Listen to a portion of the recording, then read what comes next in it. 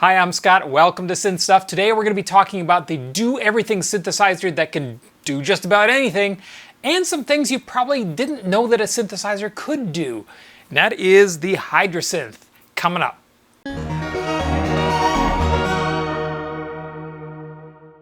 Before we start any of this, I'm going to assume that you are watching this on September the 10th, which is when this video is going to come out, or the week of September the 10th, because I want to tell you about a show coming up this Saturday on September 16th in Toronto at the El Mocambo, the famous Neon Palms of the El Mocambo.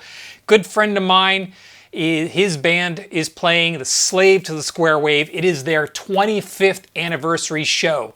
The last time they played the El Mocambo back in January, they sold out the show and people were turned away at the door. The El Mocambo asked them to come back again and play in September in the big room, so that's what they are doing on next Saturday, September the 16th at 8 p.m. It is their silver show, the silver anniversary, 25 years of Slave to the SQUAREwave. Opening for them is Church of Trees. This is going to be a fantastic show. I will be there. If you want to come meet me, I'll be there. I'll be actually running lights and video for this show.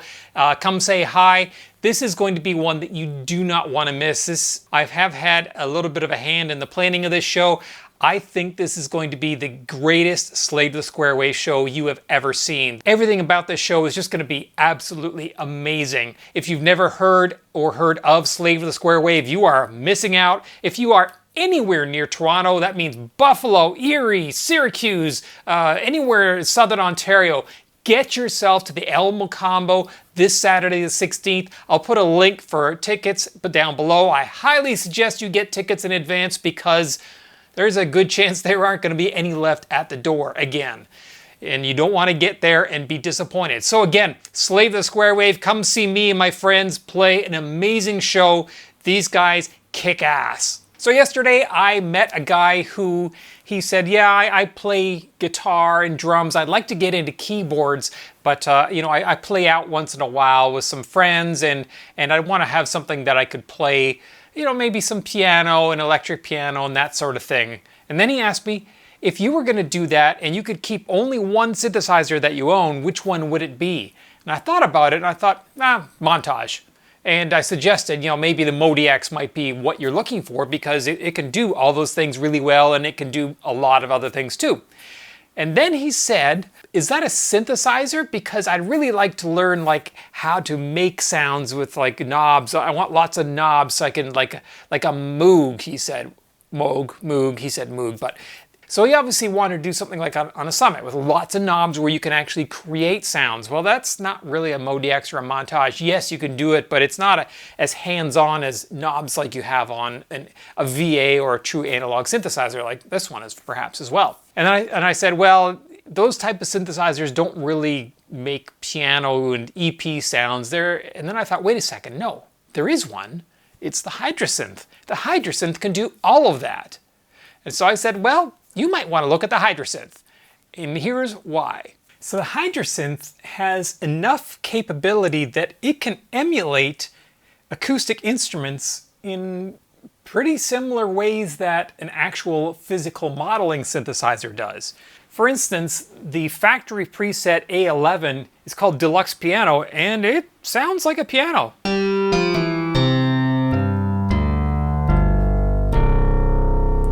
There's some impact, and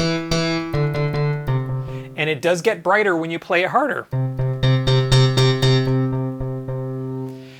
It doesn't sound as good as the sampled or modeled piano you get on, for instance, a Phantom.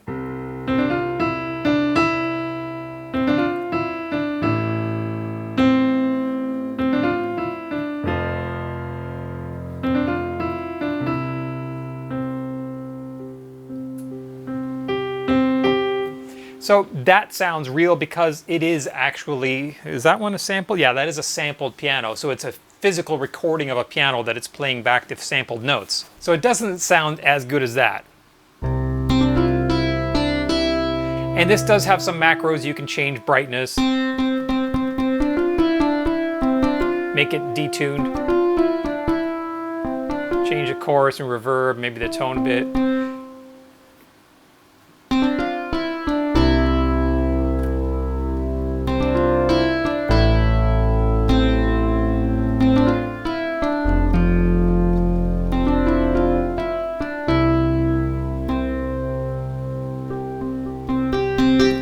Now, could you get away with that? Sure. I wouldn't record this as a piano sound because it just doesn't sound real enough as a real piano. And of course, I've got, you know, the Phantom and of course the Montage, much realer sounding pianos.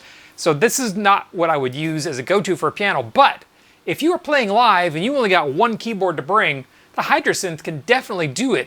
And if you were to split it and you could play some pads down here, I haven't got one set up like that, but if I played up here, let's see.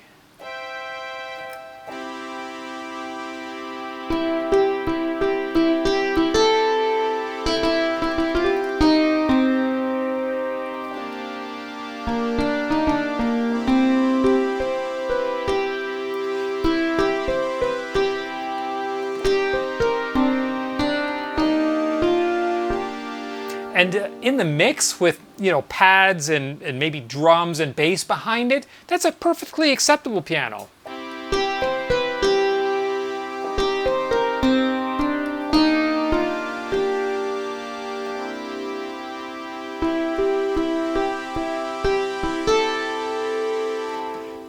You're definitely going to be able to get away with that. So piano, yes, you could do that. What about an EP? Like, let's see, there's a pretty good EP in here that I have. Oh yeah, how about this one? It's supposed to be a whirly.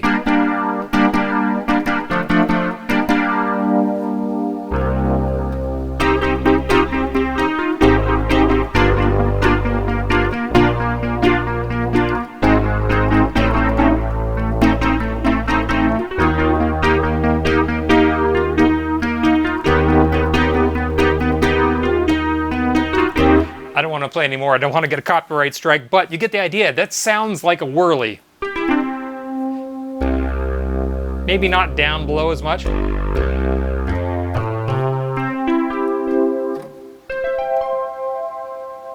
But it's definitely something that in the mix you could get away with. All right, how about strings or orchestra for that matter? This is a Hydrasynth Deluxe, so it has multi-patches in it where you can have two different engines, Hydrasynth engines running at the same time. So this is a Hydra Orchestra, actually created by the same guy that created the original piano patch that we heard.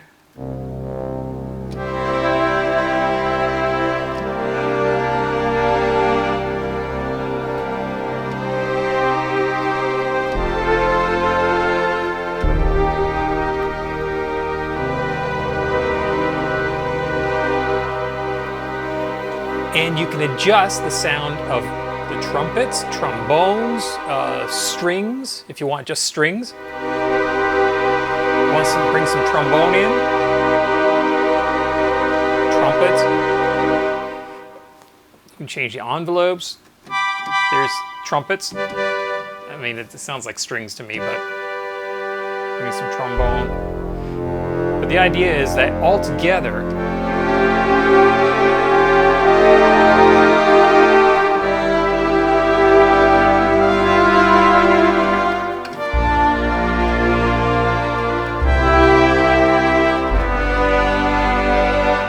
get away with that as strings. So the Hydrasynth, and especially the Hydrasynth Deluxe, is very flexible and powerful in terms of you can make pretty much any synthesizer sound on this that you can think of. But because it has that powerful engine and the mutants in there with all the different waves for the oscillators, you can use it to create convincing models of real-world instruments in a synthesizer, and that makes it so much more valuable to the point where you could take this and go out and use this as your only synthesizer when playing live. I know this video was pretty short and sweet. I didn't really want it to come across as an advertisement for the Hydrasynth, more like a love letter.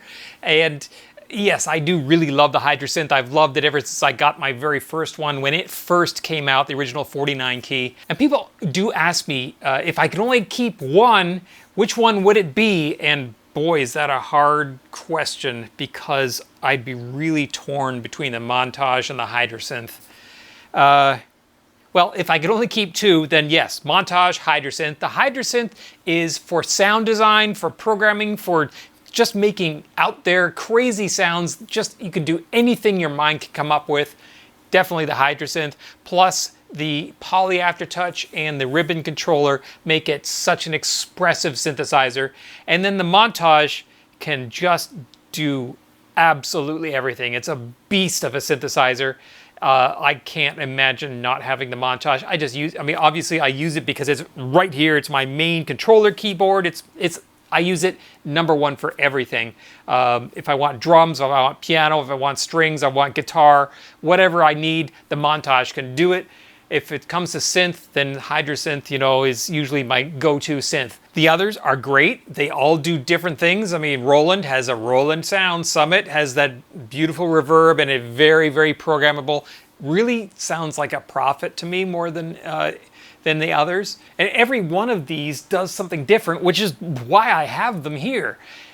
That said, there hasn't been a lot released lately that has really grabbed me and said, you must buy this. So I actually haven't bought any synthesizers for a while. The last one I bought was the Micro Freak right over there. And that was when they brought out, was it the vocoder? No, it was when they brought out granular capability in the firmware of the Micro Freak, and I said, okay, that's tipped me over. I need to get myself one of those. But other than that, I haven't bought one in quite a while, several months at least. Maybe my studio has gotten to the point where I'm perfectly happy with it as it is, and it does absolutely everything I need. Who knew that could even happen? Well, I hope you liked this video. It was of at least some use to some of you out there. If you have any questions or comments, please leave them in the comment section below. And please, if you could take just 10 seconds, click like on this video, subscribe to the channel. It really helps me out when you do that. I'm really trying to grow the channel, and every subscriber helps do that. It helps get my videos out to more people, and that means I can make more videos that more people can see, which is great for me, and I hope it's good for you too. All right. That's it. Thanks for watching.